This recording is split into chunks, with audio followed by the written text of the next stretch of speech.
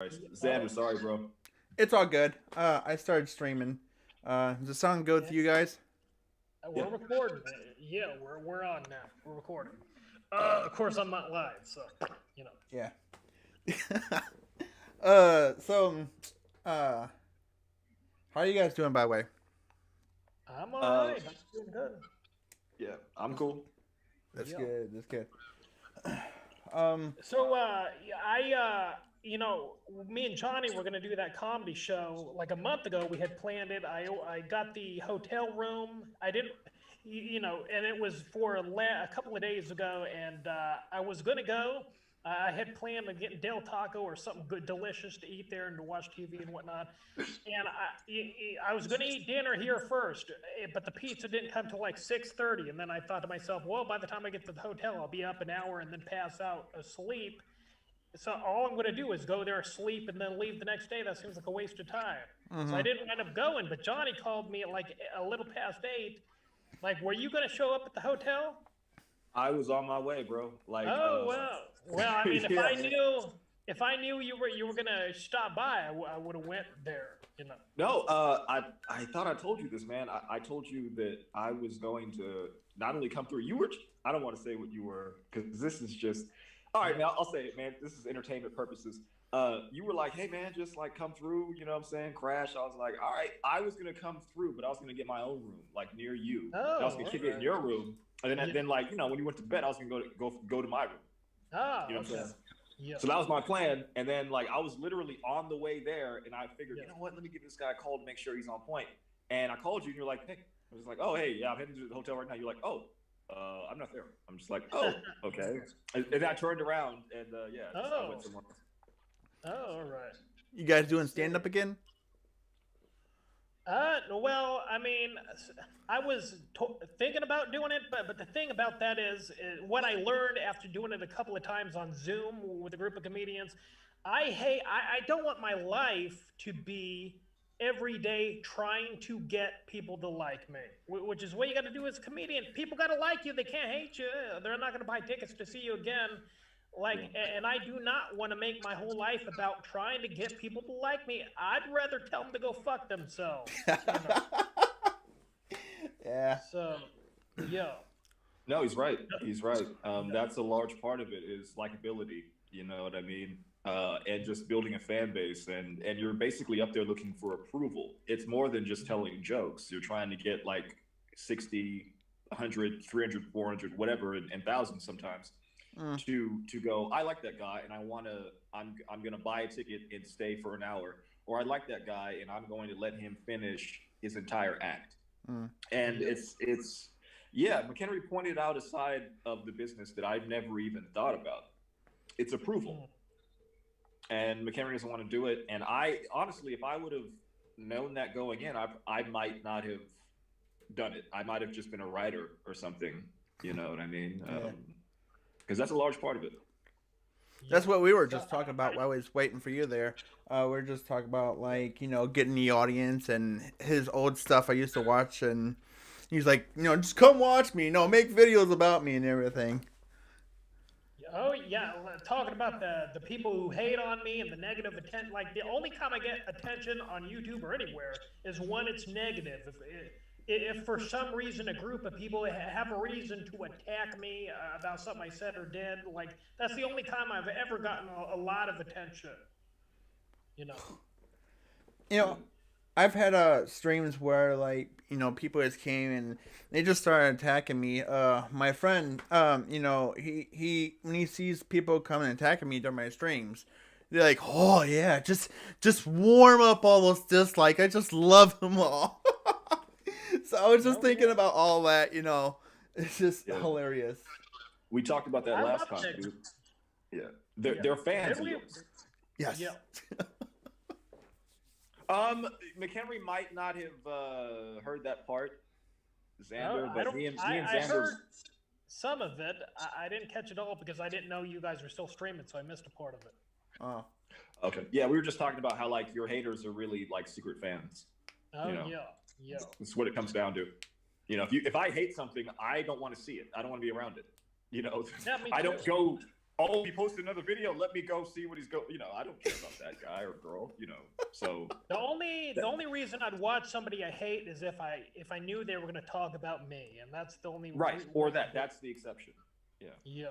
But no, they your haters most of the time just are fans of yours and they're obsessed with you, and they they're not really haters at all. They're just people who don't know how to be your friend, and they still want to pay attention to you and try to glob themselves onto you on some level.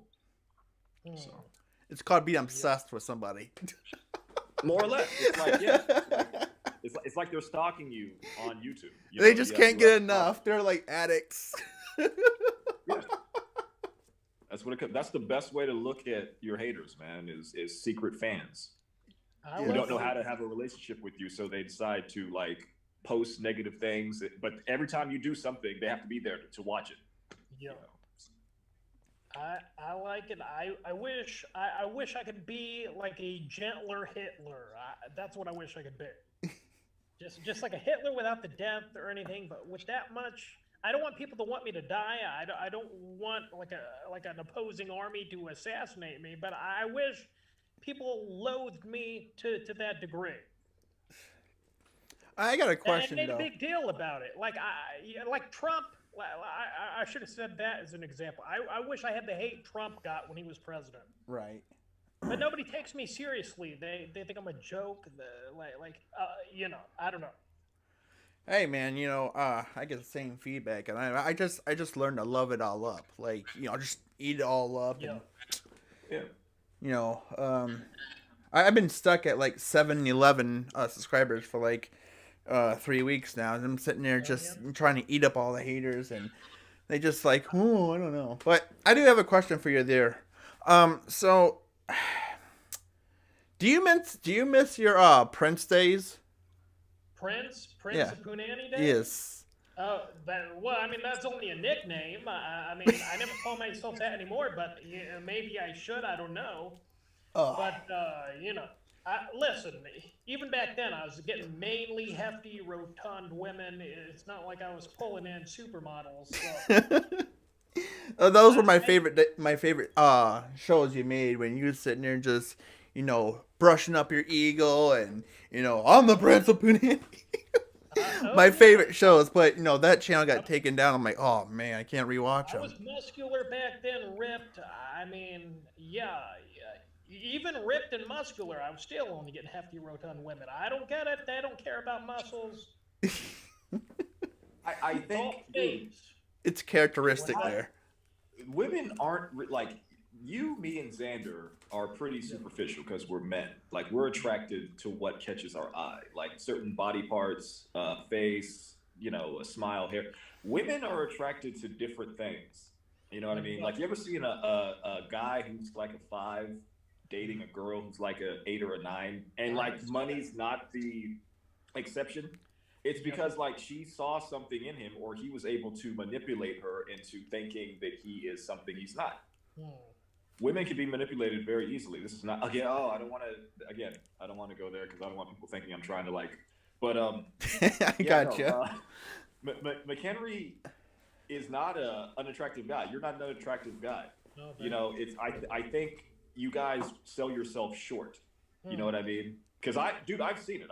I've seen those guys who have no business with beautiful women, and they hang out with them all day long. And you go, okay, he's rich, and then you find out he's not rich. You're just like, okay, what's this guy got? And then you do your research, you find out that he's just a master manipulator. He has convinced pimps do the. Dang it! I keep going back there. I'm gonna stop talking. But no, you're good. I don't want to relate to that, but that's like the best analogy, dude. It's like you're able to convince a woman to do something against her better judgment, and other guys are going to stand back and look at you and be in awe of you. But you have the gift of gab, or you have the ability to sell a woman a dream, or to convince her that she's better off with you. You know what I'm saying? Like, it's that's the nature of it. So women can be attracted to a guy in a different way, but like no woman who's unattractive can manipulate a guy and convince him to hang out with her, unless she's rich. But men can do that to women. Mm-hmm. I've seen it. You know, so you know, don't like look at yourself like as a prize at all times. Like, you know, you were pulling unattractive women as you call it, but that was because you were going for those fish. Like instead of getting a boat and going out into the middle of the sea, you were like literally hanging out by the bank and just like putting your hand in the water and grabbing fish, you know. And you could have been in the middle of the ocean. Like I'm like, hey cruiser, I got a boat, bro. You're like, I'm good. You're just like scooping fish out the, you know. He didn't even need a fishing pole. He just just like a bear, like a bear, bro. Roar. I got him, you know. No, I mean, and all of us have done that. Yeah, it's like applying for a job. You know, most people want to be a CEO of a business or something. I was like, give me McDonald's. I'll be the fry cook. That in terms of the women I was getting, and I was sleeping with anybody willing. Like it was first come first serve. Like I would spend like 8 hours a day on these dating sites, and I should have just masturbated is what I should have done, and then I would have forgot all about it, and that would have saved me a lot of like a headache, you know. I wish I would have done that, you know. I don't have time for women I'm not interested in. You know, Yeah. I've had very few. Like my wife was the realest relationship I've ever had. Before that, it was probably like for girlfriend boyfriend talk. It was eighth grade. I had 6 girlfriends in junior high, and I think I dated one for like a month, and that was the realest relationship I've had. Other than that, it's been like homie, lover, friend type stuff throughout my whole life, and now I'm different. But yeah, I had you know friends. Yeah. So. How many they call it friends with benefits now. But. Yeah. How many relationships have you had officially? Well, officially only like one. I was married. You know what I mean? That was the realest relationship. Before that, it was a month in 8th grade. You know, so like my experience, I lived with women, you know, but like that was, I don't consider that because we weren't in a relationship necessarily. Well, I mean, like not to get too personal, was there romance involved? I think he's talking more like experimental stage. Like, oh yeah, this is what a female, you know, anatomy is. Yeah. I see you over there laughing. You know, I mean that was early on. Like I'm talking about like after high school. Like I lived with a few girls, and it was more of you know, just like a special arrangement. Nothing secure. Okay, fine.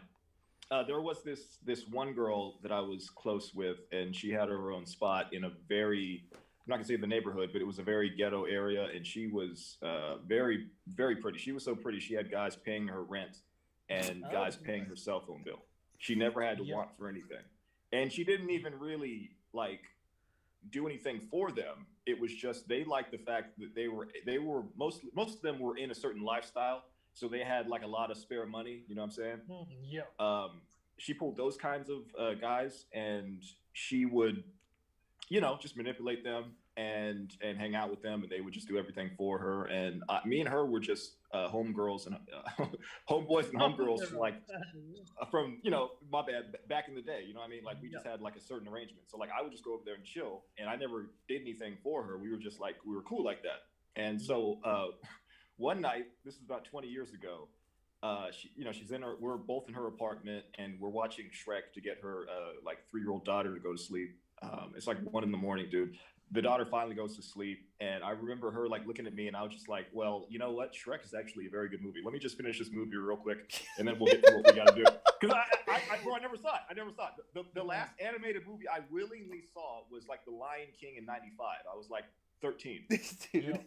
So, you know, when Shrek came out, I was like, I don't care about Shrek. But like, I remember just sitting there, and like, after like 20 minutes, I was like, this is a good movie.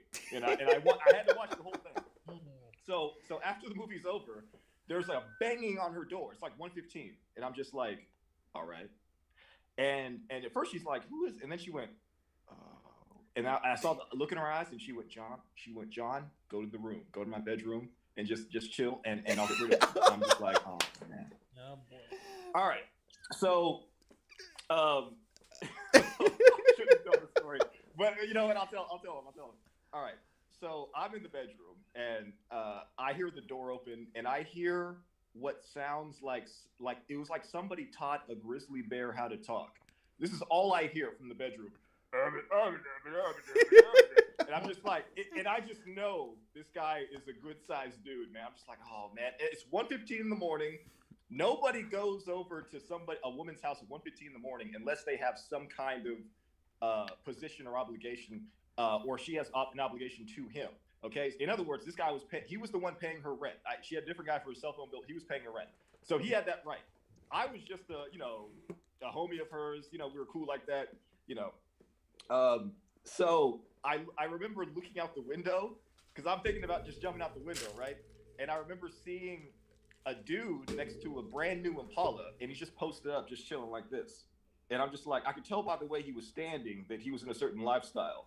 And I remember going, because I'm from an area where like I can tell when somebody's carrying and somebody's not. They have a certain walk. You know what I mean? It's just, so he definitely, and I remember looking at him and the way he was standing, I went, that guy has something. Now, I didn't put two and two together. I didn't realize that he was with the guy who was in the house or the apartment at that point. But I remember not wanting to go out the window to get his attention. So I'm just like, all right, you know what? I'm just going to post up, dude. So about 5-10 minutes go by. And eventually I hear her go, no, just, maybe some other time. Just go ahead and leave. And he's like, and I can hear her clearly. But this, again, this guy just, like, okay. All right. So he leaves. And I remember just like going, you know what? I got to see what this guy looks like, dude, because that voice was menacing. All right. And I remember looking out the window, and apparently he was with this guy. Now, I found out all this later on because she told me. But at this point, he walks over to where the guy is, and I see what looks like Suge Knight. You know who Suge Knight is? Yeah. Suge Knight is the guy he's the CEO of Death Row. He was the one who got Tupac and had Snoop Dogg and Dr. Dre. Okay. He's like 6 foot. He used to be a bodyguard for MC Hammer and Vanilla Ice, and then he got into the business. But he's like 6'6", 300 pounds. I see what looks like Suge Knight get into the Impala and drive away. So I go, hey, who was that? She goes, oh, he was just whoever. I kind of knew And he's like, I'm like, all right. And I go, yeah, that guy with him looks like he had a gun. She's, he does. They're in a certain lifestyle. And I went, Yep. And I remember just going, all right, should I leave now or should I stay? So I end up staying. Next morning, there's another knock at the door about 10 o'clock in the morning, dude. Some guy from EPA, East Palo Alto. Now let me explain what East Palo Alto was 25 years ago. East Palo Alto is right next to Stanford. East Palo Alto is probably one of the most vicious ghettos in America between the 80s and early 90s. It was up there with South Central, Compton, East Oakland, the Bronx in New York, just different. If you were from there, you got respect immediately. Mm-hmm. I'm from EPA. Okay. It's all good, dude. Like nobody wanted any. So this guy shows up from EPA and he shows up with a homeboy and I'm just like, dude, what's up? So I go to the bedroom and I grab a weapon because at this point I'm kind of figuring like, lightning isn't going to strike twice in the same place. You know what I mean? Like I figure like my luck is about to run out because all these guys are in a certain lifestyle that I'm familiar with, but I'm really not in, at that point. And, basically, his homeboy liked me. We were kicking it and talking, and then the dude like looked at me kind of funny. Because he slowly started to realize that I wasn't like a friend of his girlfriend or like even her cousin. I was there for a different reason. Oh. So he started looking at me a little suspicious, and then eventually he was like, "Hey man, come outside, man, come outside." And I'm just like, "All right." And he's like, "Yeah, man. So hey man, that's my girl, man. You know what I'm saying?" I'm just like, "Dude, you know what, dude? You want it, you got it. I ain't even trying to be. I'm not gonna fight over a woman. You know what I mean? That's just never been my style, for any reason. So I'm just like, you know what, dude, I'm just gonna bounce. And he was trying to get his homeboy, who actually ended up liking me, to like try and jump me because he knew he couldn't handle me by himself. So he was trying to like, and the dude was just like, nah, it's cool. This guy is cool. I'm not gonna, So I ended up just leaving. But yeah, dude, I hung out with women and sometimes it almost cost me my life. I'll just put it like that. Well, I mean, did you fornicate with her? Was there any sexual anything with her, or was it completely friendship level? I've never fornicated. Well, just what? Let's break down what fornication means, because make me pull out a word from the 17th century. Insertion. Yeah. No, it's like McHenry pulled out a word from like the 16th century, dude. It's like, did you fornicate with the young lady? Basically, fornication is like sex without the marriage. All right. Yeah. Early on, yes, I did some sex. Yes, we were involved on that level. Oh, yeah. All right. Dude, I'm not gonna go to a woman's house at 1 o'clock in the morning on a Tuesday just to watch Shrek. You know what I mean? Like, I didn't know. Even though it ended up being good. To be fair, that's what I was thinking too. Like, you went over to our house just to watch Shrek, and I'm like, this dude's. No. We ended up watching Shrek because her daughter. We were trying to put her daughter to bed, so we ended up like putting on Shrek to get her daughter to go to sleep. And I remember like going, Shrek is a pretty good movie, and I was like into it, and I had to finish it. But yeah, I didn't go over there for that reason. So. Yep. Nice. You weave quite the tale. People have been telling me you should have your own channel. I mean, what do you think about that? Dude, I'm not you, and I'm not Xander, bro. Like, I can do a guest spot with you guys, but like, I can't host the show, and I can't do it by myself, man. I can do stand up by myself, but I can't. No, I can never. You guys are good in your own right. Like, You guys make entertaining videos, and you guys are able to just talk and rant and go on about certain subjects and have people interested the whole time. I can't do that.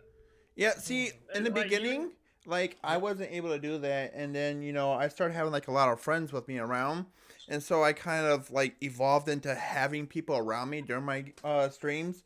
But now, like, I barely hear from them now because they're, like, all busy and stuff like that. So, I mean, I'm trying to learn how to, like, do gameplay solo. I have, like, my ice water near me for, like, nervous and anxiety because I'm used to do it with teams and stuff like that. But, I've been I've been told that, like, I can do good with solo gameplays. Oh, there it is. I was just wondering what just happened there. No, I was getting a phone call just now. I'm sorry. Oh, okay. But I wanted to. Let me keep going, bro. I'm listening. All right. I wanted to ask you there, McHenry. What encouraged you to be a YouTuber? Well, when I started, I thought, I really wanted to be famous, and I thought to myself, because for years people told me, oh, you should vlog, you should be a vlogger on YouTube. They've seen various people who did it, you'd be good at it. So I just bought a camera, and I thought to myself, I'm going to start making videos, I'm going to become a household name, and somehow get the attention of Hollywood, and be able to host my own talk show on TV. And that's what made me start doing it. And then as I progressed, really I kept doing it to fuck with people. Like, people at my gym that I went to somehow found my channel and were watching me, and so I'd make videos talking shit about them because I was hitting on a lot of the girls. That's back when the book The Game was popular, and pickup artists were popular, and there was a show on VH1 about pickup artists, and that was a whole big deal. And I had read the book, and I was trying it out. I'd hit on girls every place. And at the gym, I hit on every single girl that was there, and they would talk to each other, find out that I was hitting on all of them. And pretty much, I then turned my channel into a vehicle where I could talk shit about them for rejecting me. And anytime somebody besmirched me or fucking rubbed me the wrong way, I'd make a video talking shit about them.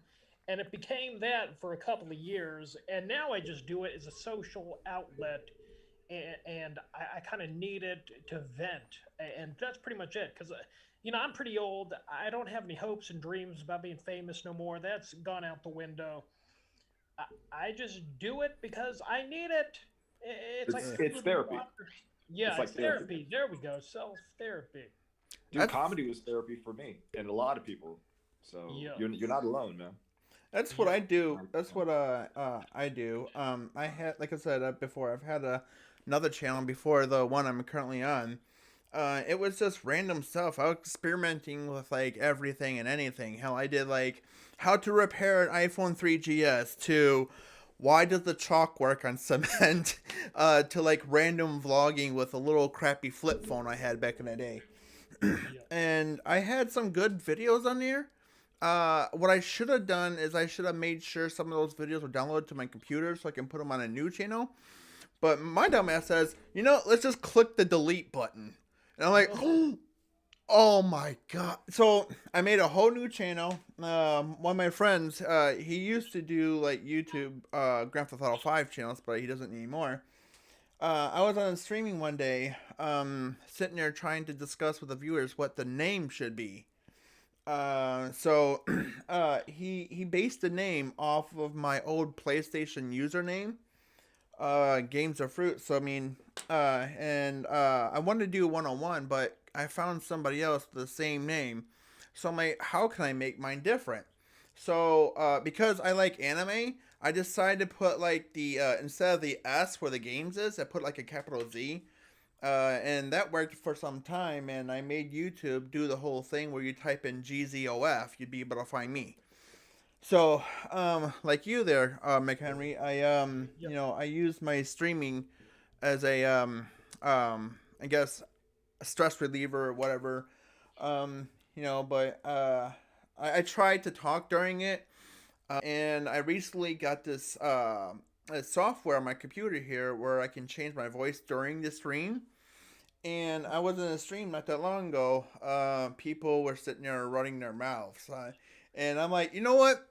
Let's make this more interesting. I'm going to shoot my teammates for running their mouths.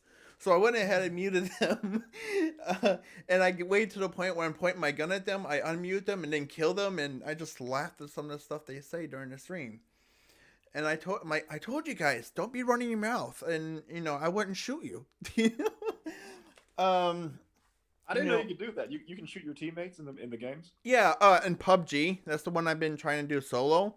I listen to see if my teammates want to talk crap about me, and then I put what's called a target on them because you can see that you muted said person, and to me that's a target.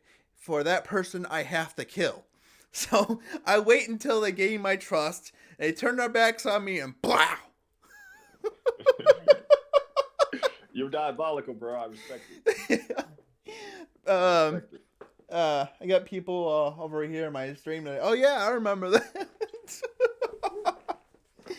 I mean, especially if they're gonna talk trash. I mean, your teammates. You know what I mean? Like, don't talk trash. Don't talk trash against your teammates, man. Right. I mean, I did warn them every single time. Like, we did get into a new lobby. I warned them every single time that we're streaming, and I don't have to warn them. I just do it out of pure kindness. I can't think of the other word I want to look for. Out of pure kindness to tell them I'm streaming, and if your voice is going, it's going to pick it up and whatnot. But yeah, I had gotten a few people who just want to talk crap about their teammates, and like, oh, did you want those bullets? Here, you can have mine. Blah. Yeah, I got some ammo right here. Hold on. Yes. Yeah. Did you get it? Oh, you're dead. I don't know what happened. I'm sorry about that. I accidentally dropped a grenade to my teammates. And I'm like, oh, I'm sorry, bro. Well, weren't you crap talking to me earlier? Wait, oh, you're supposed to catch that grenade. You didn't drop it, did you? Yeah. I thought we were playing catch. What happened? You just let it land right next to you, and it blew up. Oh, yes, so it's not my fault it blew up. I'm just trying to hand it to you. Yeah, whoops. I don't, Yeah. Might be a glitch in the game. I don't know what's going on. You might need exactly. Yeah, but my channel, I like I said, I used to run with a bunch of people, and since now they're all busy, I'm trying to find like other games I can entertain solo-y and whatnot. So, how long you been doing YouTube? Counting my old channel or this current channel? Sure, any channel you had. Yeah. All right. See, I want to say 9th grade of high school. I mean, what year? Like, what year would that be? 2004. Oh, all right. Oh, wow. Yeah. Wow. So okay. That channel I got accidentally deleted, and this new one is still running, and it's got last I checked, 711. So. Yep. Yep. Nice. I'm just dude, I look at your guys' pages, man, and I get envious, man. Like I just created an anonymous it's not really anonymous. It's like a picture of me doing stand-up comedy that is a profile picture, but like I'm James Sperry. I'm the one who like will occasionally like comment on McHenry's videos and reply and different stuff. And like I posted like 4 videos, and like like 3 of them have 1 view, and like 1 has like 6. You know what I mean? And like I have no subscribers and nobody. My page gets no traffic, man. It's just So like You put stand up on there? That's what you put on there? No. I deleted everything I ever did, man. Right. When I changed, there's a video. There's like a 14-minute video out there somewhere that I have no control. Yeah, I kind of have no control over. You know, but it's like hard to find. Well, I mean, you do. It's you, right? I mean, nobody. I mean, if it's, I guess the person who owns it might be the person who filmed it, or I don't know how it works. But if it's just you, well, like you should be able to take that down if you want. Oh no, I don't know how. I posted it 10 years ago. I'm McHenry. I don't know what. Oh, you posted it. All right. No. I was being sarcastic, like saying like I don't know how to take it down. You know, what do I do? No, my moderator just informed me that I'm at 709. I'm like, oh. That's wonderful. Oh, sweet. Yeah, dude, that sucks. Like when I lose Twitter followers, it bothers me. I made a joke about that. It bothers me. It really, like one person, I want to go to their house and be like, "Hey, man, what's up? Is there a problem?" That's the problem with like. You followed me for like 6 months, bro. Come on, That's the main problem with like small YouTubers trying to grow. You always try to make people happy, like you were saying earlier. But then I mean, I try to take my breaks on Sundays and Saturdays and try to stream Monday through Friday. Which I have another question about that.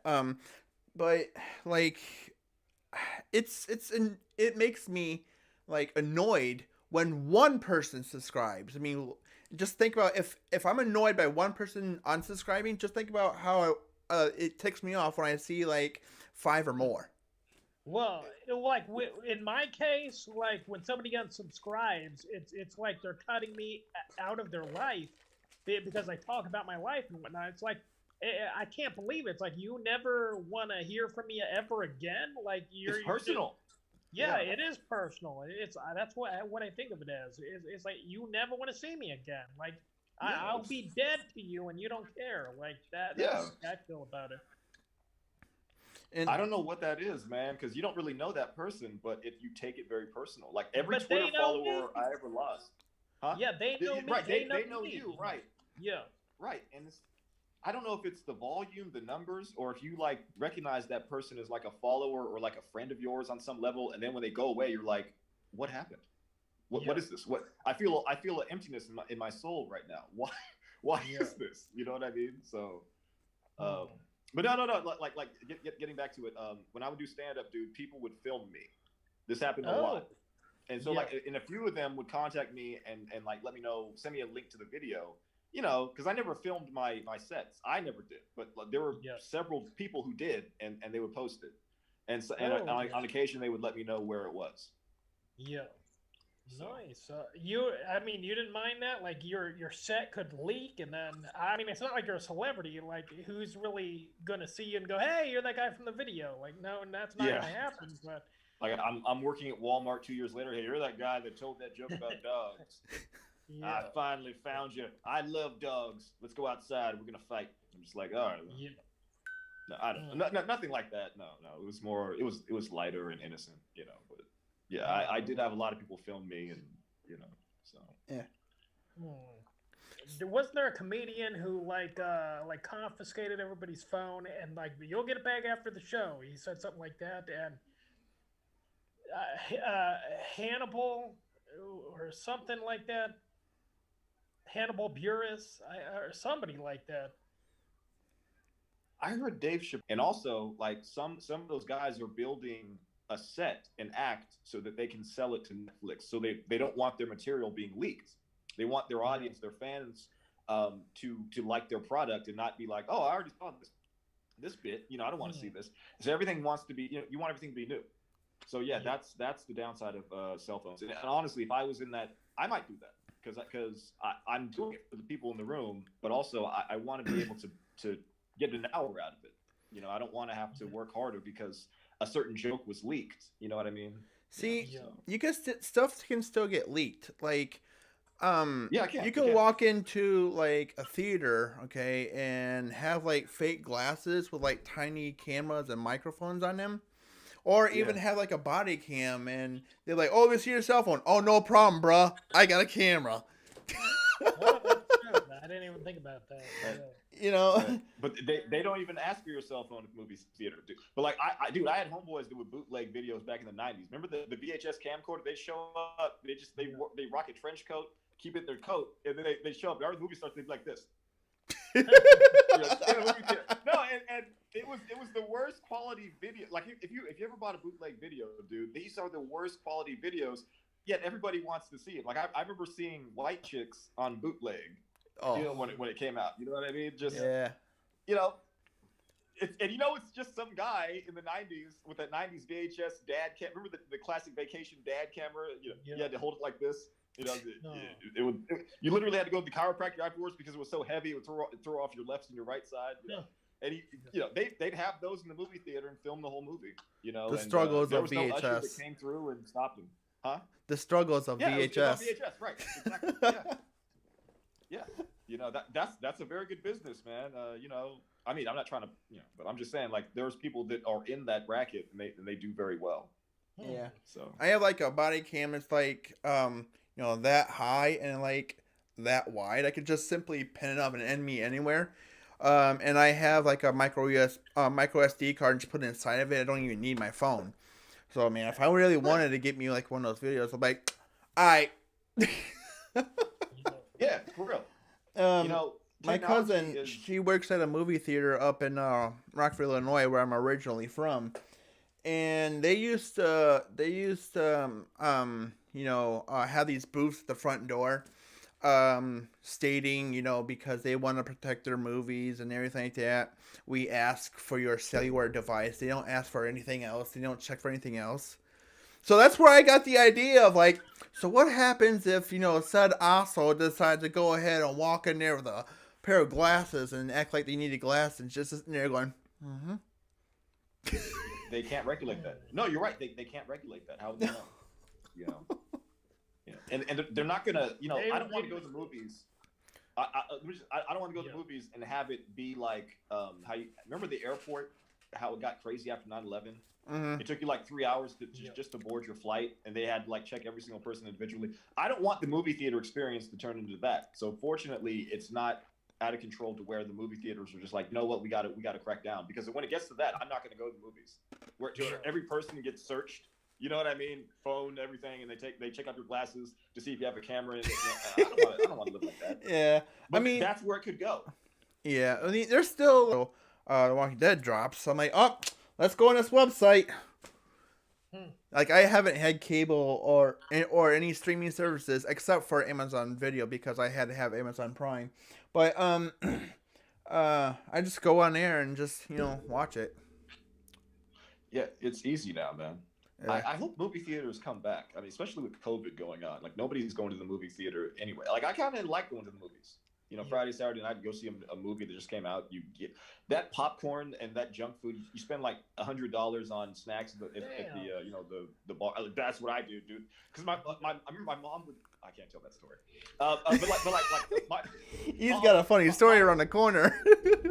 Yeah, I had parents that didn't want to buy the $10 popcorn and the $5 Snickers bar and all that. So like when I started getting money, dude, like I would spend that. Like I would get the $10 hot dog and it'd be $100 and I would feel great. And by the way, why does popcorn at the movie theater all of a sudden suck when you leave? You ever notice that how when you leave it just becomes they put something in it. I'm telling you. It's delicious inside. The second it's like when it touches air, it's like it just turns into something else. It's like it just starts to just start to like turn crap. Like, oh, it's amazing. It's Let me just slowly turn to crap. Yeah, I don't know what that is. There's a scientific explanation. There has to be, dude. But like, yeah, it's so delicious inside, but when you get outside, it's just stale styrofoam painted yellow. Just like so. I mean, when I was back up in Rockville, Illinois, like I said, I had a cousin who worked in a movie theater. We would give him the snacks that we want to use during the movie theater, and he put it in his little break room. And then when we go there, we'll pay for the ticket, but we never paid for the snacks because we gave them our stuff. Gotcha. So I'm not gonna mention his name, but you know, it was it was awesome just sneaking our own stuff in there. The only thing I didn't like about going to movie theaters is you always have that like one person who wants to comment during the freaking video. You know, like a scary video. He's like, stop, no, you should not do that. Hey, you should not talk and let me enjoy the movie. Thanks. Yeah. I think some people get so excited, like they think it's happening for real. You know what I mean? And contrary to popular belief, I have been loud during movies, but for the most part, like in my later years, I became quite quiet. You know what I mean? I sit and I enjoy the film. But there are people who will yell things out. Dude, no, go to like the late shows always get like the people who like drank and everything, and so it's like I remember watching Half Baked in Eugene, Oregon, like in '98. And it was just buck wild, dude. Everybody was smoking in the theater. Everybody was yelling and cheering at certain scenes. Like you didn't even hear half the movie. And I was a black. I was a 16-year-old black kid. And it was all white audience. I was like, what is wrong with these white people? They can't do this. It's just they have to yell during movies. And then it turns out like we're the stereotype for talking during films, and that's that's we own that. That's something we own. But like I remember just going, what is these? Excuse me, Caucasians. No, I'm playing. Have you been to like Six Flags? Have you been to Six Flags? A long time ago, yeah. Okay, so I don't know if they still have it, but they had this one big room where like the chairs they kind of move around and stuff like that, and not only that, the theater is like 3D, so you're sitting there feeling the whole scene, and it's like right in your face. Which the first 3D movie I've seen was Guardians of the Galaxy was the first one I've seen. I'm like, dude, it's a rock. So they have one at Universal Studios too. Those things are awesome. It's like where like when the donkey sneezed. I think I was watching Shrek 3D or whatever it was. This was like 15, 16 years ago. And I remember when the donkey sneezed, like they shot water at you, bro. Like it was like it was like a live. I don't know what you call that, but live action experience. Yeah, I don't know. Yeah, I was like 21. I remember going, oh, this is okay. So. They have this. McHenry, you're a little too quiet, man. I know. Like every time I take part in one of these group conversations, like I have a tendency to not talk a whole lot. It's all good. I'm a hardcore introvert. Like 100%. I've taken the tests online. Yeah, 100% introvert. Yeah, me too. I'm like the most hardcore you could be introvert. Yeah, dude, I'm probably on the same level as you. I really am. You should take one of those tests online and then tell me what. Send me a link. I'll take it. All right. That's another reason why I do YouTube. Huh? That's another reason why I do YouTube, because being out with people, it's just why. Yeah. I like 1 out of 10 people, to tell you the truth. Like I probably get around with. That's probably the statistic that I can handle. 90% of them are just so. Yeah. Like I don't like spending like an hour and 30 or more at like Walmart. Like if I could just have everything just right there, like 2 minutes, I'm happy. Yeah. Do you ever have your groceries delivered, bro? See, I'm kind of weird about that. Like, this is the only thing I'm worried about with the COVID, with the whole delivery. There's like, I see how the employees, they push their carts around, they're picking stuff up. And I've seen these videos where like you call in and say, hey, do you have sour cream? And Walmart employees like, hold on, makes you on hold for 10 minutes. Oh, we don't have sour cream. But you're talking to them at the aisle where the sour cream is. Yeah. Dude, I worked at Walmart for 3.5 years, dude. A lot of that is just indifference, and also like certain things we don't know if we carry. And some people come in and they say, you guys have this. It says you guys have it. but it's only available online. And Walmart.com doesn't discern between what we have in store and what we have online. Everything's online. You can order it. Right. So like, yeah, we would always run into problems too. But like for the most part, like a lot of their employees are just like they don't care, bro. Like you're bothering them by asking them a question. You know what I mean? It's right. Like, I'm sorry, Walmart associate. I didn't mean to disturb you while you're standing there. I just want to ask a question. I had a quick question. Do you ever like I like to read the Reddit section on people in retail and how they deal with these customers who are like rude to them and they're like a nightmare to deal with. You ever have any rude customers? Me? Yeah. Oh, dude, retail is full of them, man. Yeah, I did everything at Walmart, dude. I was a cashier. I worked in the warehouse. I worked directly with management. I literally my resume looks fantastic. Oh, wow. Zoning, all that. No, dude, it was. I can't tell any of the stories, but like, yeah, dude. I also security. We had in-store security, and I was. Somebody found out that I had a background in martial arts, so they would always grab me whenever they needed to bust somebody. So like I was also the honorary security, and like we had in-store security to where like they would walk around in street clothes, and they would try and like catch people. It was always like it started out with 4 guys and then it became 2 guys, and they would just walk the store in regular clothes. Anybody that was a regular at Walmart knew who they were, but like if you had never been there, they just looked like 2 random guys shopping, but they were just looking for shoplifters or people that look shady. And whenever they found somebody, they would always grab me, and I would always have to be involved. I used to. Oh, go on. No. Go ahead. Yeah, I used to go to Walmart. I got this thing like this guy on YouTube named called Jack Vale sells a pooter. It's this toy that you squeeze. It can make like a fart noise. And I love that thing. The Walmart. He goes around the Walmarts and like pretends to fart in people's face and various things. I bought one and would go to Walmart and do that all the time. But I went to the same Walmart every time, and then eventually like people would start to follow me, like employees and whatnot. I never noticed anybody undercover, but people like in the Walmart attire would follow me around with like a mop and pretend to like clean up the aisle I was in. And I've done the same thing. I just wondered, did I fart on like an undercover security? I wonder if I did. You might have. Yeah. They have more authority. Walmart associates with the vest, the yellow vest, the blue vest.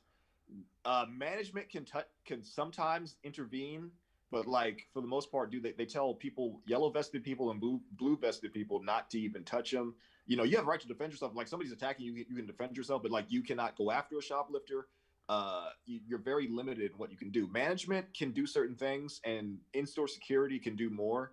But yeah, like we're at the mercy of anybody. Like I saw a guy walk out with the TV one time. Hey, have a good day. That was it. Yeah. And he knew we couldn't do anything about it. Oh, well.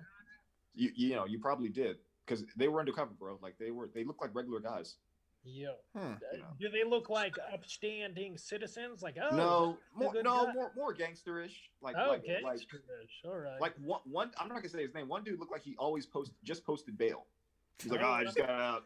Yeah, let me just go to work. You know, it's just the other guy was like this cool dude. He was a amateur boxer. He still boxes, and he was a very cool guy, dude. I liked him. The other guy, not so much. But yeah, no, they both look kind of gangsterish, man. Like I'd be scared. Like if I was still in that aisle and saw them coming near me, like or even in the same aisle, I wouldn't steal from that aisle. Yeah. Like, I want like of course if somebody's like nice and classy, I'm afraid they're gonna snitch on me. So I had a friend. A nice in between. I had a friend. Games of fruit over here. I'd steal with him in the aisle. Wow. Well, let's meet up and plan something here. Tell you what, I'll walk in dressed like a gangster, and they'll watch me the whole time, and you guys can just rob them blind because they'll be watching me the whole time. They'll be like, "Those white guys are nice. They're not doing anything." They'll even help you. They'll even help you guys with your 5 bags for your car, and they'll frisk me for my gum that I might have put in my pocket. They're like, "All right, sir, we saw that 25 cent. You know, put your hands up." No, the sad part of that is up where I'm from, Rockford, Illinois. That's actually would happen because, like, it's so trashy out there. But what I was going to say is, I had a friend up in Rockford, Illinois. Me and him, we would go up into like Walmart, and he'll grab like the Pokemon cards from the front. And we go to a section that he knows there's no cameras at. He's like, yo, cover me. He's sitting there tearing them open and then sifting through which ones he has or not. And he'll just, casually put them back in his pocket because he grabbed them from the front and act like he's interested. And then, go in the back. And then he'll take them home and he'll go through and, make sure there's 500 there and then sell like half of that to one card shop and the other half to another card shop. This dude was a Pokemon trade card like hustler. Like he made good cash off free Pokemon cards. Nice, man. Damn. Hey, he cut me in sometimes when I'd help him, but like, yeah, it was pretty interesting. I always wondered why only Pokemon cards. There's like tons of trading cards right there. He's like, because they're more just let me do it. Just let me do a thing. Yeah, dude.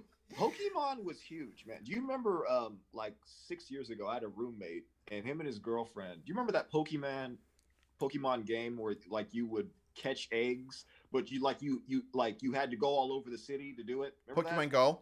That was, yes, I think that's it. I had a roommate, bro, and like it'd be 1:30 in the morning. He'd be like, "Oh my, there's an egg in downtown Modesto," and he would drive all the way to like 10 miles just to get an egg. And I just remember looking at him like, dude, you're a crackhead. Like you realize you're just behaving like a crackhead. You see him in the backyard, like next to the tree at 3 a.m, just like with his phone, just like, dude, what's wrong with you, bro? Yeah. That never made sense to me. So I hope he's not watching this. He's like, there he is, that guy who mocked me. Yeah, it's like that never made sense. I didn't get it. McHenry, do you remember that game? Pokemon Go? Yeah, when it was all the rage and everybody was playing it, I never played it myself, so I never got any kind of Pokemon stuff, I didn't understand it, but I had roommates that were crazy for it. Again, 3 o'clock in the morning, they would drive like 10 miles just to get a certain special egg or whatever, dude. And it was just like, it was insane. See, I get what you're saying about it. Me being a player, currently I'm still a player of it. Back up in Tennessee, where I moved down to here in Oklahoma, I'd wake up like 4 o'clock in the morning, just to look downtown where like the main area was, like where everybody would hunt and everything. I'm like, there's an egg there. I gotta get up, and I literally walked from one side of town to the other town just to get to there. How many miles was that? Shit, I don't remember how long it was. Maybe it was like in the car drive, I would say like 3 or 4 minutes, but I walked. So like, maybe 35-minute walk. 2-3 miles, maybe 3-4. Yeah. Okay. Yeah, I'm not trying to knock you, dude. Like that was huge. Like everybody, a lot of people did that. I didn't understand it. Like I'm 39. My sister watched the show Pokemon, and I remember just like it came on like every day at 2:30, and I had to, the baby in the family gets the right to watch her favorite show. You know what I mean? Or his or her favorite show, and like I had to sit there and just suffer for like 30 minutes, dude. But like I'm familiar with a little bit of it. Like I remember that Jigglypuff. Remember that Jigglypuff? Bro, that is like ambient, man. I'm telling you, like whenever I can't sleep, I go on YouTube, Jigglypuff. I'm just like, that's my white noise, man. That's my white noise, bro. There's episodes of Pokemon that's banned to the U.S. Really? Yeah. So there's this one No, there's 2 episodes actually that's banned in the U.S. Like I said, I like anime and all that other good stuff. So I was just looking curiosity, it's like YouTube there. There's this one, it was called something Paralyzed or something like that. But anyways, what was banned in the US because all the huge fast flashing lights that were in the episode. That's right. Get people seizures. Yes. Kids seizures. And then there was this other one that I guess it offended a lot of people. Because one of the main characters at that time in the show, Misty, she wanted to sign up for a beauty contest. And then Team Rocket comes along, Jesse and James is the guy, and they work as a team. So what he does, he gets some fake balloon things, and he puts them on his chest, and that's what offended a lot of people, and that's why it's also banned in the U.S.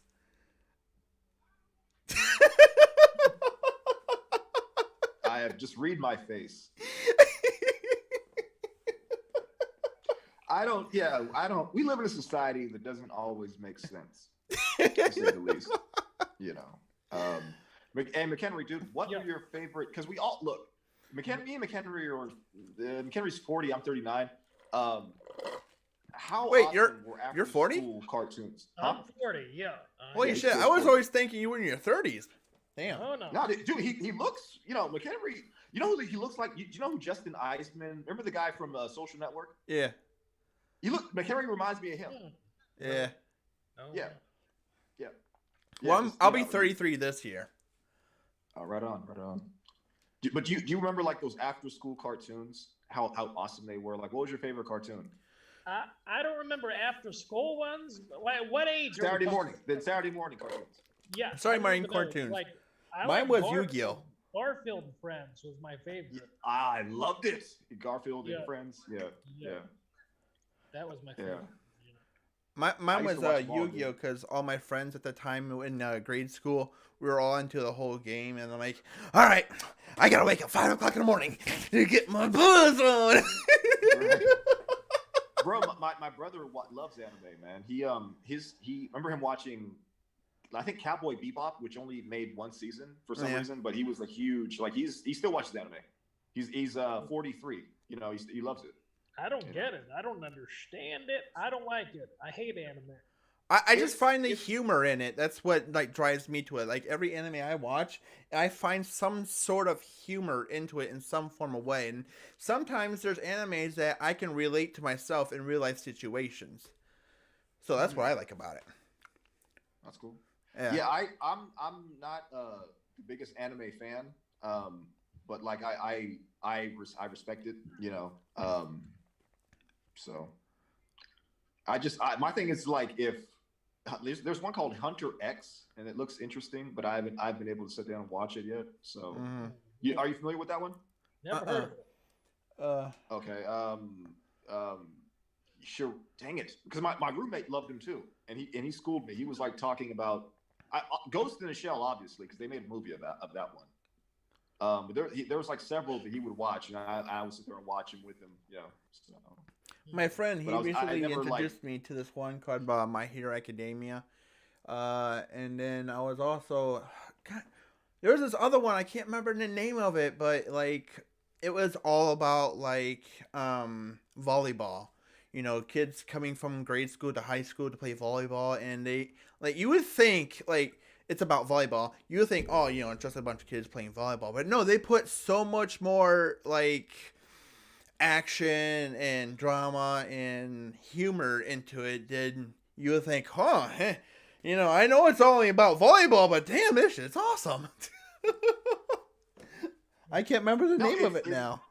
Yeah, no. Every anime is like action packed. Like if you love action, dude, animes are for you.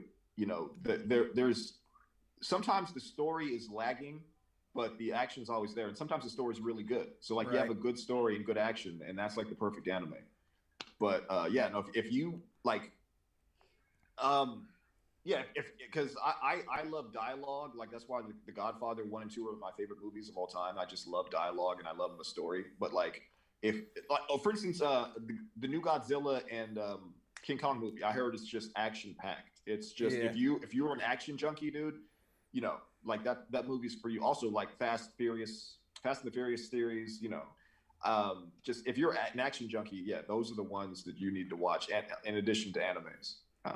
But that's not really my thing. But with I like me all for genres. movies, I look to see, do I like the director? Do I like the cast? Like if the cast has multiple of my favorite actors, I'm like, oh, okay, I'll go ahead and check it out. But if it's just one actor and the director sucks, I'm like, no. No, I hear you. And Hollywood does that a lot. They make a lot of terrible movies, and they'll get like a very famous actor, and the story's terrible. The director doesn't know what he's doing, but like, and the heavy lifting falls on the actor, and then they look bad, and then their career's in jeopardy. Yeah. So Hollywood's a crazy place, man. especially with Disney taking over. Man, if you seen the new Falcon Winter Soldier, yet is it good? I haven't seen it. You know, ever since Disney started taking over, I've been like debating if I still like Marvel. You know, and then to make things worse, I'm a gamer, and like I grew up like liking Marvel. To make things worse, they put Marvel in a video game of Fortnite. So I'm like, this just makes it more difficult. Like Disney is taking Marvel, and Fortnite's has Marvel characters. I should just stop quitting like Marvel. Dude, I gotta be honest.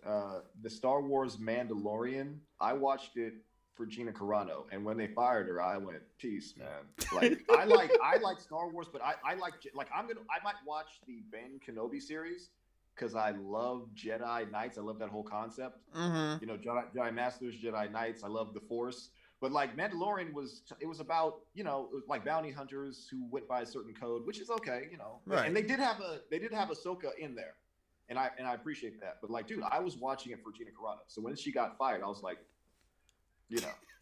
See, okay, so Yoda and them, the Jedi's, they can see far into the future, yeah. Yeah. So why didn't most of them like, oh, we're gonna get shot? We're gonna get betrayed. Let's do something about it before it happens. When I saw like all the Jedi's and all that circle get like messed up, I'm like, done. How did they not see this? Dude, but at the same time, I know what you're saying, Xander. But the dark side clouded their ability to see that. Like the Emperor was right there the whole time. He was blocking all of their vision. Yeah, but they knew Anakin was going to become bad. But they didn't stop them from training him. Yeah, I think they were trying. They were putting faith in the prophecy. I think they were trying to let things play out. Now, none of them saw the Emperor showing up. None of them saw that. Mm-hmm. But remember, Mace Windu had issues with Anakin, and Yoda and Mace Windu. I don't think they wanted to train him. And remember they said no. Obi-Wan trained him because he promised Qui-Gon Jinn. Yeah. So it was inevitable, but they had issues with Anakin. They sensed great fear in it. And fear leads to hate, anger. So they knew that he could be a potential, and they knew how strong he was too. So that strength combined with instability, Darth Vader, and I think they probably saw that coming, but they had no choice but to let it play out. Well, they didn't have a choice. They could have been like, "Hey, they're going to that planet. Let's go to that planet and remove that situation before those two guys show up to take the kid." And I'm just, bro, I hear you. The dark side. They couldn't see it. They didn't know. Like the Emperor was he was like a snake, dude. Like he was like. But they knew he was going to be bad during that little interview thing. So like, you're going to be bad. I think we should eliminate you right now. I don't care what they say. We're the bosses. You can't kill a 10-year-old kid, man. Like, I don't know. Just they did though. Like they sent dude to kill the kids. When Yoda was training those kids. But that was Anakin's journey into the dark side, because that was such a disgusting thing to do, to murder children. Like, yes. Like there was no turning back. The Emperor knew that. So the Emperor sending Anakin in that direction, he knew that Anakin would become Darth Vader. Even if there was still good in him, Darth Vader would dominate Anakin, and he would have a very powerful ally, and he did. Darth Vader was probably one of the baddest Sith Lords ever. He's like in the top 10, I think. McHenry, you're way too quiet, bro. I'm sorry. We're like over here nerding out. Yeah. This happens anytime I like it, and it's no big deal. But when I'm part of a group conversation, like, I don't know, I turn inward, and like my introversion takes over. Yeah. I'm being called a nerd over here on my stream. What's that? Like, bro, McHenry, like what TV shows do you watch? You said you watch Cobra Kai, right? Yeah, I haven't seen the new season yet. But it's so I good. think there's two. I'm such a huge fan of that, dude. I watched the whole season in like one day, dude. Like I Oh, can't wait for season 4 to come out. yeah, yeah. What a You know, what a. I was a I don't- huge Karate Kid fan. You Oh know, yeah, so yeah. yeah. I thought didn't Daniel LaRusso come off as kind of douchey in the first 4 episodes? And like I was rooting for Johnny Lawrence. I was like, come on, John. At first I was Yeah. like, oh, Johnny Lawrence sucks. And then I I was like- like, Johnny Lawrence is awesome. You know. I liked he like I don't know like I like Johnny better than Daniel. Like I do too Johnny now. Yeah, reminds I do me. too. Yeah, he reminds me of like me, like a lazy, like older guy. Like Yeah.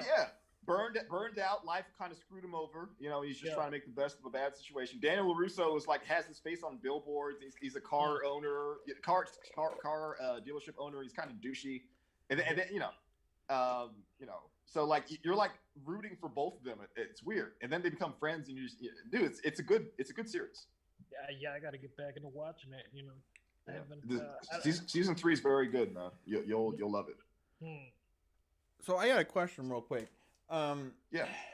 So are we doing this weekly on Fridays? Also, Sure. I've been Yeah. trying to write down like names to call this. Oh And yeah, we talked about that. Yes, Yeah. I still haven't came up with one. So, I mean, McHenry, you got any ideas for a good name? I don't know. Like The I don't three Amic bros. The three Amic three- bros. You know. you know, three I thought about something like that, but I'm like, the three Negroes. Oh, or you can go that way too. I was saying Amic bros, but like yeah, you can go that way. Alright. Yeah. Well, I mean, we're not three Negroes. You know, So- if we were, that'd be a great name. McHenry's like the only one who could do that, dude. Like he's the only one who could like be like subtly racist, and I get a kick out of it, dude. Anybody else, I'll get mad, but like McHenry, he's such a charming guy, and that I'm telling you, like, dude, like, yeah. Oh man. but so are we doing this weekly? Sure. Yeah. All right, Yeah. cool. Same time, right? Yep. 6 is good. Yeah, it works out for. All right, everybody. that's cool. So, you know, I'll keep trying to think of names. I know. Okay, I messaged you guys with one name because I was told to suggest it to you, and I know McHenry hated it. What is it? I never heard it. What is it? Let me look here.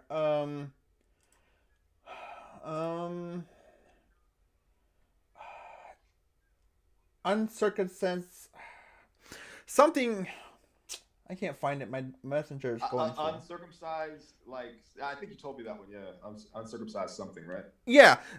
And I thought about that because like it means it has the you know, non-filtered like comedy thing in there. Yeah. Yeah, that's what I was trying to go towards, but I mean, I asked McHenry and he hated it, so I'm like, okay, I'm still trying here though. Yeah. Full disclosure, I am circumcised, so I immediately am against that one. Yeah. Yeah, Alright. me too. Uncircumcised. Yeah. Yeah. All right. Well, I mean, if you guys have I mean, are all three of us bad at naming things? I guess. I'm not good at it. I'm not good at it. That answers that question. Like I was like my manager, my agent, they always called me the talent. My job was to go up there and tell jokes. Like when it came to business or any other aspect of it, like they had to take care of it because I'm not good at that. Like I like to be left alone, and then when I'm up on stage, I'm fine. Then when I get off stage, leave me alone. You're like I you know. No, really, that's McHenry. Remember how I was at shows? I was always very like I was next to you, but like me and you would talk. But like for the most part, dude, I didn't want to interact with the fans. I didn't want to interact with people in general. Like if there were people who came up to me after the show and be like, "Hey man, I like your stuff." Like I would take a picture. I would talk to them or whatever. But like I was before show and after the show, I was always very weird, man. Like I liked having people around. My brother did security for me when I used to do shows at this theater, and I loved it because it was my big brother, dude. And I was able to just feel comfortable and relaxed, and I didn't have to watch anybody, and I felt very comfortable. So like that's like I like having an entourage around me to where I can just like feel like safe and secure. Because I don't know, because especially at a show, because I'm there to work. I'm not there to like get hated on or have to get into a bar brawl or have some guy try and test me. So like I prefer to roll thick and go from there. You guys keep talking. I'll be right back. All right. Yeah, I don't know what to name this shizzle. I have no idea. You know.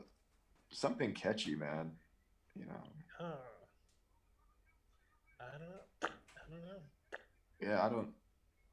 Yeah, I don't. I'm not good at that. That's not my forte, man. Yeah. Yeah. That's not even close. Like I'm good at ideas, but I'm not good at like naming a product.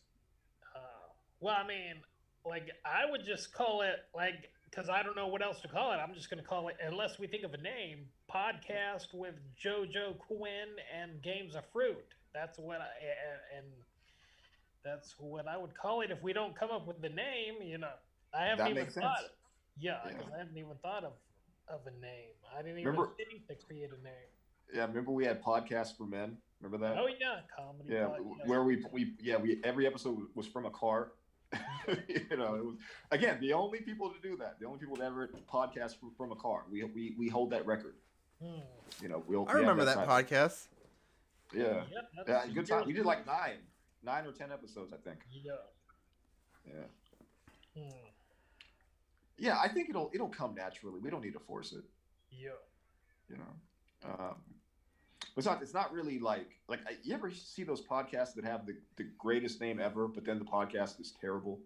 Like, Yes. let's not. No, I know you know what I'm talking about. Like, you know, it's just a couple of guys going, yeah. And then I was at the store, and then I bought some broccoli, and then the cashier is like, oh, you know, that broccoli might be a bit moldy, and I'm like, what? And he's like, what? And, then, you know, and this is an hour of that, and then they have 5,000 subscribers, and I'm just like, I'm pulling my hair out with tweezers because I'm so frustrated over this. You know, no, I'd rather have a quality podcast versus a good name. You know what I mean? But like, I think we should, if we can find an awesome name, let's do it. You know, not. Yeah. All right. But yeah, we do need to brand it. We need a brand. Yes. Or a product. You know, so that's necessary. That's currently what I'm trying to do for my channel. Is I found a logo I like for my channel. It's supposed to be like a burning fruit with like gamer glasses on. So you know, kind of trying to work in some like merch with it and everything to help like boost the channel using Patreon and stuff like that. Good idea. We should make shirts. No, go ahead. I'm sorry, Xander. My favorite, one of my favorite YouTubers, your narrator. I joined his Discord server, and I'm like, I want a fan base server like that. So, I'm trying to think on how to build something like a fan base server, and then grab one of my friends who's really good with bots, and you know, see if he can put input and stuff. So, because I already have a gaming server, I just want like a separate fan base server. So yeah, that's what I'm trying to do with my thing, and I do think like for this year, we definitely do need something for it. So yeah, I feel like we have good chemistry. I feel like we did a better job of including McHenry in the first one. This one, it was like no, because like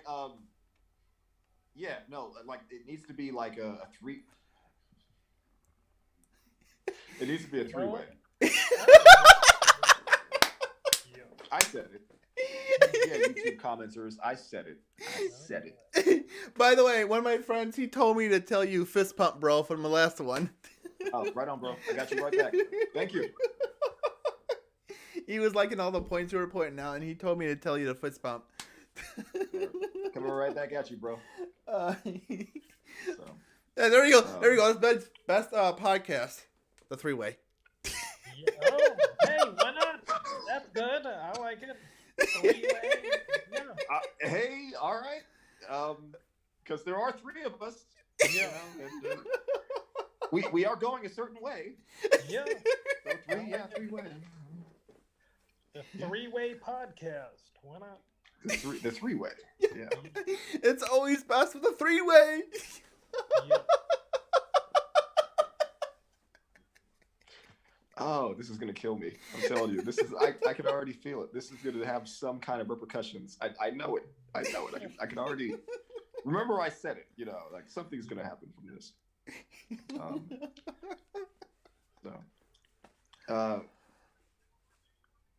dude, like McHenry, like, what's the best movie you saw, bro, and why? The best movie? Yeah, like in the theaters as a kid, doesn't matter, man. Like, what's like your top movie, all-time movie? Like you watch it, like you've seen it more than once, and like you think about it. And... I guess Pineapple Express, because I could watch it over and over and over again and never get sick of it. You know, I can leave it on the background as I'm scrolling on YouTube and various things. So it was funny, dude. That was a very funny and underrated. It's a cult classic. It became a cult classic like the time it came out. It was just a funny movie, man. Good story, funny movie. I love This Is the End too. You know, did you see? That's a good movie. That was like nonstop laughter. I watched it when it came out like 9 years ago. I remember just like crying, laughing, dude. Like I love those guys, like Seth Rogen, James Franco. You know, I think they're Jonah Hill. Yeah, I just think they're funny, man. I like The Interview. Yeah, I saw that one too. Wait, what? What did he say? The Interview. The Interview. Remember James Franco and Seth Rogen? I don't think I ever saw that one. I heard of it. I didn't know what it's about. But... Yeah, they go interview Kim Jong-un. Which one? Yeah. They couldn't put it in American theaters because I guess they made a threat against us if they put it in theaters. China, that's right. North Korea threatened to do something, so like they were scared. Yeah. I can watch that anytime. That's cool, man. I like how they do the whole like stop in Matrix. That's my favorite part right there. Oh, yeah, and the whole part with Eminem. Eminem was in it?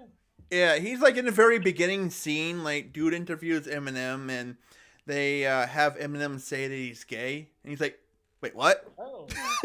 They have him say it 3 times. Yeah, I forgot about that scene. Yeah. There's this, I'm a big fan of Eminem, and like I saw that, I'm just sitting there laughing. Yeah, I'm too, dude. He's one of the greatest of all time. You can't take anything away from him, dude. He's dope. Like, from '99 till now, dude. Like, I mess with him, dude. I think he's real cool. Yeah. There's a lot of rap I can't get down with today. Like I jumped off the train in like 2005. Like after 50 Cent, like I jumped. When Drake came out and did his R&B loving rap thing, I went, yeah, okay. And then from there, a bunch of no-name rappers that just came out and they all did their mumble rap or their generic rap, and I haven't been able to get down with it, man. Like for me, 90s rap had the best. That was the best era. You know, we had the best artists. So, and I'm 39 too. So like, don't hate on me, man. I'm 39. I'm a big generation. We're old. We are old. You know, we're not hip with the kids and whatnot. You know. No, we're not. You know. Do like young people? Are they into Eminem, or is that like, oh, that's dad music? That's a good question. Yeah. Because to me, he's still relevant. But like, yeah, like I don't. I had stepkids. The funny thing is, I have 450 songs on my iTunes playlist. I've had some people listen to it. It's like, ew, what dinosaur age is that from? I'm like, bruh, this is what I grew up on. Leave me alone. Yeah, dude. It's like my 90s rap music is like my dad's disco music. I'm just like, what is this? It is what it is, dude. Like a different generation. Like me and McHenry are gonna go shopping for skinny jeans to try and be cool again. I have. Don't. I'm telling you, it's bad. We'll show those kids. We're still with it. We're still hip. If you actually do that, I need pictures. We'll post them. Yeah. Gonna go. I can just see it now. Yeah. Yeah. Go buy skinny jeans and then go to a Post Malone concert and just stand. Go to Hot Topic. Yeah. Is Hot Topic still cool? Or, I guess. That's a good question, because Hot Topic was when I was 17. I went there. Is it still around? I don't know. I guess. I know it's still in Rockford, Illinois, where I'm from, but you just walk up in there and be like, is there how many teenagers? One. Yeah, there's more than 5. We're cool. We're good. Yeah. I'm like, dude. Oh man. like I hang out at Best Buy now and just ask questions. I'm like, tell me about this new DVD player and what connection would be the best.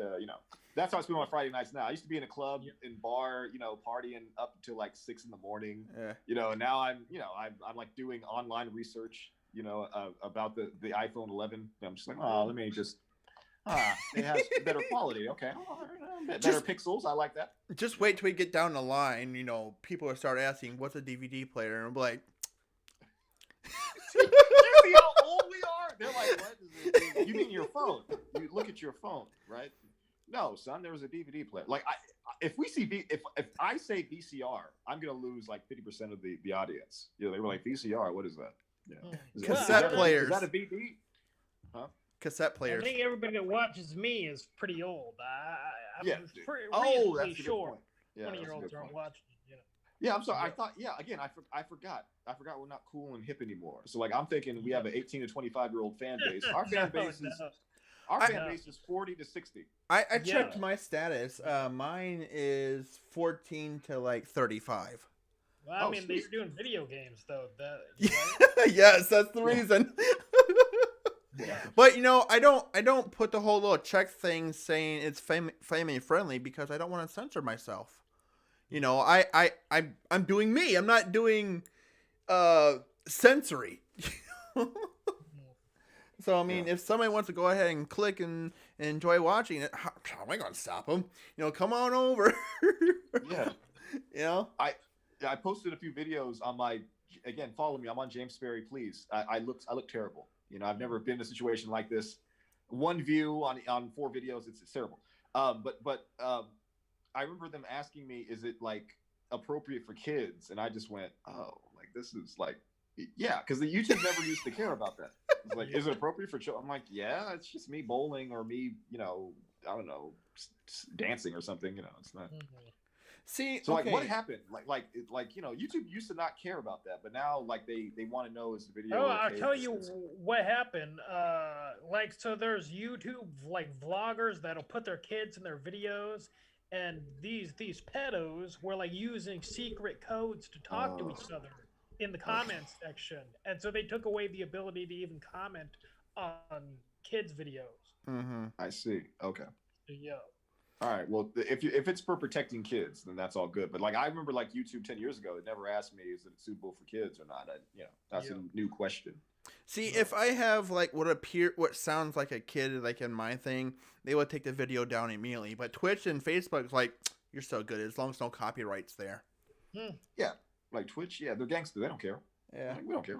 That's why I stream on all 3 platforms in case one decides, you know what, I don't like it. The other 2 is like, you're good, fams. Yeah. But yeah, I know. Don't expose yourself. You're good. I know a YouTuber, I won't mention his name, but this dude, he would have Ubers of kids in his PlayStation party live streaming on like Fortnite and Grand Theft Auto, and that's how he built his thing from like kids. And like I used to go to this thing like, dude, you're like 5 years older than me. How do you not like adult? You're shit, Yeah. Like if my fan base was kids, bro, I don't know what I would do. Like I'd probably quit the business. Do you remember NSYNC and the Backstreet Boys? Remember how their fan base, they were like 22 years old and their fan base was like 13 years old? Yeah. How uncomfortable is that? You're at a concert and yet you have to like be like, hello, is your mother around? Perhaps your babysitter who's 18, Yeah. Now we have like an all-in-one Justin Bieber.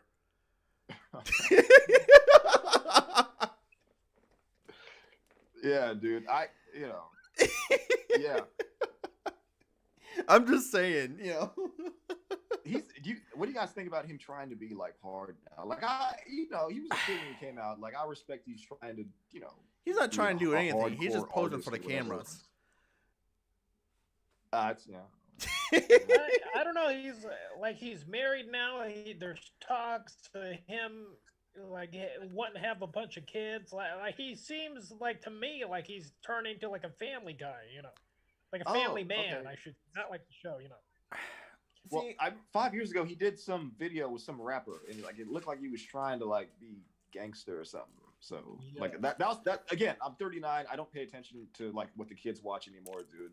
Oh. You know, so like that could be just old thinking, but like that's my last idea of Justin Bieber is him in that video with that rapper. You know, Yeah. so. Yeah, only old farts watch me. Like hardly, like maybe a couple of young people, but that's it. Like it's mainly people our age, you know. Yeah. Yeah. Or older, like even older, in their 50s, you know. So. Yeah, and I'm cool with that, man. I don't need a. Yeah, dude, like if Hollywood asked me to do a Disney show, I would say no. And wait. I'm not talking about Disney Marvel. Like I love to be black. No, really, I love to be just the black dude. Just call me the black guy. I'll be the superhero called the black guy. We'll brought together. Disney, please call me the not playing. No, but no. They already have a character called the Black Widow. Yeah, just like yeah, the black transgender widow. How about that? That works. Disney, we get every fan base, baby. We get the black people, we get the we get everybody, baby. I'm playing. I mean, like the Disney, like remember the Disney Channel, like when they had kid, like if they tried to hire me to do a kids show, I'd probably be insulted, dude, because that's just not what I would want to do, man. Right. You know, I my demographic is like 25 to like 50, and I'm fine with that. Yeah. You know, so like if you know some big person ever comes to my channel and then sees my content and he's like, yo, we got a spot for you. Look at me hold my phone like an old person. Yo, we got a spot for you. You want to come down? We're so old. This is like the old man's grandpa signature for holding a phone. Hello. Yes. I can't hear you. Billy? No, but my grandson Billy. Oh damn it, Billy! Turn your thing up. I can't hear you. But no, I know. They call me up and like, you know, we got a spot for you. You interested? I'm like, hell yeah, I'm interested. I mean, what's your name? Disney? Okay, I'm. No, I changed my mind. You know, dude, you're not alone. Disney's made some moves that have made people very uncomfortable, dude. Like remember the canceled Disney thing over Gina Carano, dude? A lot of people canceled their subscriptions because they didn't agree with her being fired, and the reason was, from what I can tell, stupid. Mm-hmm. You know, it was a misunderstanding at best. What? I mean, I read about it. Like, was it anti-trans or something? Or am I wrong about that? Was that? No, dude. I personally think that people at Disney were coming after her and they were using different tactics.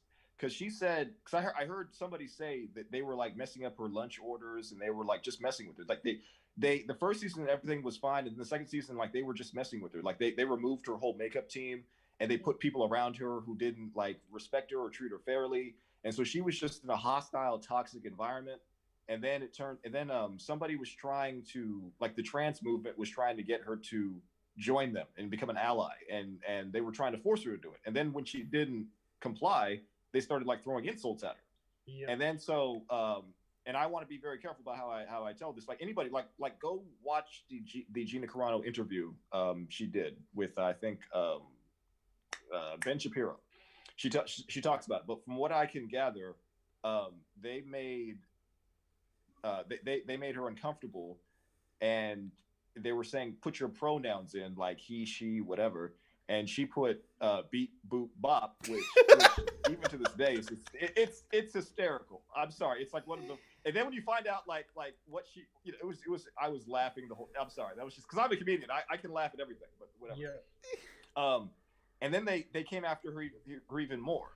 And then Disney kind of noticed that, and they were like, "Oh, get rid of her, fire her, Disney, this and that." Disney took notice of it, and then like she posted something that people perceived as anti-Semitic, which she didn't intend it to be that way, and I don't even think it's really anti-Semitic. But there was a different version of the picture she posted. The original European version was anti-Semitic, but then the version she posted was just a simple version talking about the world we live in and how like it's the top 1% controlling everybody else, and it was like a monopoly board on the backs of like people, and you see all these rich people around it playing, and basically we were the people that are being oppressed. And she posted that, and then somebody said it was anti-Semitic, it really wasn't. And then they came after her and fired her. They announced that she was fired, and they didn't even call her and tell her. They just they tried to, like, I don't know, like that was very unprofessional for Disney to do that, because she said they never notified her. She read she was fired on Twitter or the news.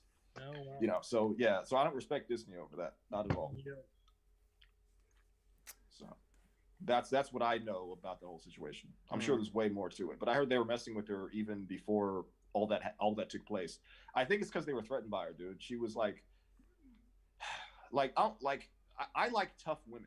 Like, that term's like tough, strong women. Like, have you ever seen like a skinny, scrawny girl, but she's supposed to be like a hardcore chick who could beat up anybody? Sports Illustrated. Right.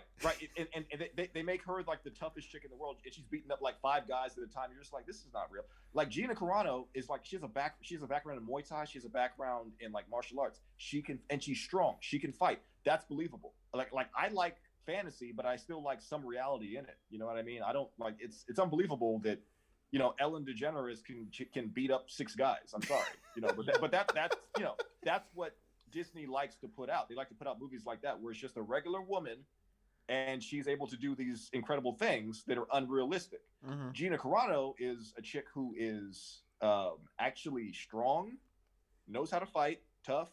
It's believable, and she's beautiful on top of it. You know, so it was like it was like the perfect package. And I think Disney was threatened by her on some level. Somebody was, because it just, the whole thing seemed uncomfortable. There was a lot more going on, and I don't think she will talk about it. But I heard from like some guy posted some inside video that he claims some higher up told him that they were messing with her in season 2. Like, the makeup team, they replaced her whole makeup team. They were screwing up her lunch orders. Like, there was somebody was trying to get her to quit. So they were coming after her long before that, but it was all ridiculous. Damn. So, wow. And McHenry can, I told McHenry something that he's not going to bring up. Thank you very much, McHenry. I really appreciate you not talking about what remember that conversation we had like 3 months ago? Remember that? I have no idea. He's like, good, don't remember it. Oh, wait. I think I might. Yeah. No. Jedi mind trick. We don't, or we do? You want to talk about it, or you don't remember it? You don't. Do you? Well, give me a hint. He's trying to Magneto you. Is it Twitter girl, or is that was 8 years ago? That was 8 years ago. Yeah. Yeah, that was 8 years ago, and I told you all about that. We talked about that on the podcast. That messed with my head for a long time. That is not the conversation you want. You forgot. I forgot. Yeah. And I'm glad you did. All right. You forgot the conversation. Yeah. I'm like using the Jedi mind trick. Yes. Dude, McHenry, like, I'll go up against anybody, but if I ever pissed off McHenry, I would hide under my bed. Because like he's gonna post videos, and he's gonna, like, I'm telling you, dude, like, he's like the only guy that I'm like partially afraid of, dude. Anybody else, I'll go on stage, like, you'll say something about me, you'll make a video, I'll make a video. But if McHenry does one, he'll decimate me, man. Like, I'll literally just like I'll move to the woods and just camp for the rest of my life. I'll never bother. I'll go off the grid. Window. I'll just isolate myself for the rest of the, at least 10 years until the whole thing blows over. You know. I have a friend who's like that. Dude, like, McHenry he's lethal, bro. Like he has this ability to see past like the facade, and those are dangerous people. I can to a certain degree, but like McHenry he'll see things that I don't want other people to see, and he'll talk about them, and I'll just be like, oh god. You know? Yeah. You know, so like he's lethal, bro. Like he's lethal. Oh, yeah, I can definitely see that. Like he's don't get me wrong, he's the nicest guy in the world. You know, maybe I should, but he's the coolest guy in the world. You know what I mean? But yeah, dude. Like if I ever crossed McHenry, dude, I would just leave the country. I just leave the country. Like, we're good. I'm sure that's never gonna happen. No, dude. I love you. I would never do that. But like hypothetically speaking, like if. And I'm saying this to anybody, like whenever like a YouTuber like tries to attack him, dude, like this guy's this. I'm very good. Like I've done 3 roasts, and I've done comedy shows where I remember one night I made fun of the whole audience. It was me versus the whole audience, and I won. I was picking people out left and right. I had them laughing at themselves. I'm very good at what I did. Okay, I don't do it now. But yet McHenry is the only guy that I'll be like, hey bro, how you doing? And he'll be like, man, you got a big nose. You look like Magic Johnson. I'll be like, yes, I do. I certainly do. I agree with everything you say, sir. I agree with you. You know, you look like Will Smith's retarded brother. I certainly do. I certainly do, Mr. Cruiser. You know, because I know that that's just the setup. Something way worse is going to follow that, followed by 10 or 11 videos in which I just cry watching every single. I'm just like crying. Yes. Yeah, I do. Yes. That reminds me of a movie. I can't remember what it was, but there was this big boss guy, and he had like this little pet thing. And, you know, this pet, he acted all big and buff. And then the boss is like, shut up and sit down. I was like, yes, sir. Yes, I don't want to make you mad. Yeah. And I was just thinking about that. I don't remember where I saw it from. I'm just thinking about that. Yeah, that's what it is, dude. Like, he's very good at what he does. So, like, any of these YouTubers who like come after him, dude, I'm telling you, man, like that's not a good idea. He'll finish it. You'll start it. He'll finish it. Oh, I love it. In a way where you literally close down your whole channel. I love it when you'll change your name. I love it when McHenry just fires back at him. You know, it's just one of those episodes. I just have to go to Walmart, get me some popcorn, and then come home and push play. Yes. Friday night, what are you doing? Oh, McHenry made another video. Some guy went after him. He's gonna reply. Exactly. I'm gonna be at my house. We get some red vines, some popcorn, you know, some candy. I'm just gonna post up and just watch it. You know. And the favorite part of those videos I love about is when he does those like little sound effect things, and I'm sitting here like, how the hell does he do that? Yeah. I love that. Dude, he's very good at what he does. Yes, and he's been doing it for well over 10 years, right? Yeah, since 2009. Yeah, October 12 years. 2009. Yeah. Yes. Yeah, almost 12 years, dude. Oh well. So, I have to go to the store because I've been ordering off DoorDash like for a week and I feel sick. I'm trying to get some healthy food, buy some healthy food, and then cook for myself finally. So.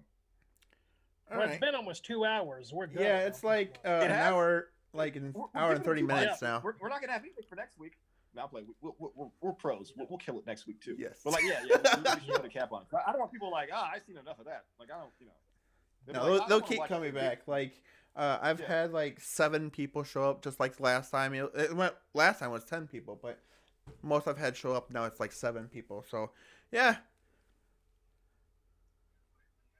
Nice. All right. Till next week, my friends. All right, guys. It's been fun. Thank you guys for stopping by. Be sure to hit up McHenry Cruiser. I'll drop a link for you guys, and hit the share and like subscribe button on all 3 platforms.